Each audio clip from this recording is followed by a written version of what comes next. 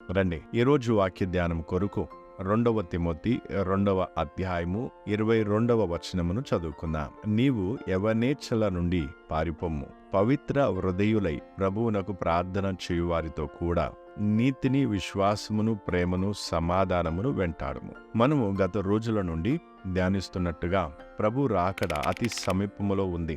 మనకు ఇక ఎక్కువ సమయం లేదు. పెళ్లి కుమారుణ్ణి లేక మన వరుణ్ణి కలుసుకునే సమయం దగ్గర పడుతుంది. గనుక ఈ రోజుల్లో మన సమయాన్ని జాగ్రత్తగా వినియోగించుకొని మన సిద్ధపాటును సంపూర్ణం చేసుకుందాం.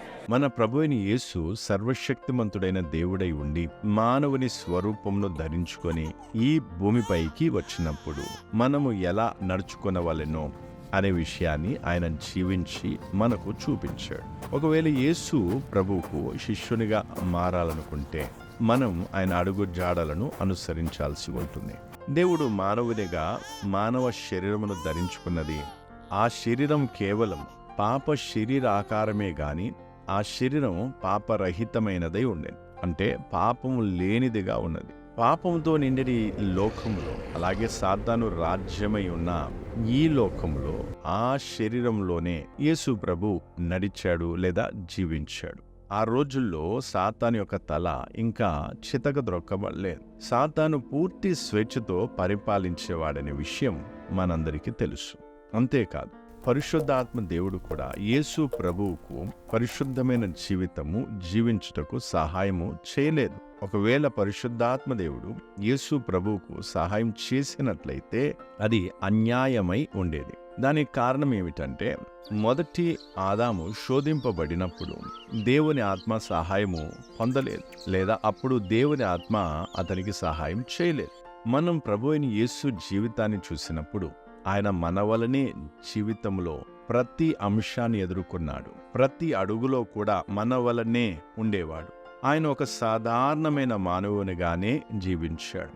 ఆదాముతో పోల్చి చూసినట్లయితే, ఆదాము సృష్టించబడినప్పుడు ఆదాము ఒక చిన్న బాలునిగా లేడు, కానీ అతను పూర్తిగా ఒక పురుషుడై ఉన్నాడు. అయితే మన జీవితంలో ఎన్నో శోధనలను, ఎన్నో పరీక్షలను మనం ఎదుర్కొంటున్నట్టుగా ఆదాము వాటన్నిటినీ ఎదుర్కోవాల్సిన అవసరం లేకుండేను. కానీ యేసు ప్రభు జీవితాన్ని మనం చూసినప్పుడు ఆయన ప్రతి శోధనను ఎదుర్కొని ఆయన తన జీవితం ద్వారా తండ్రిని సంతోషపెట్టాడు.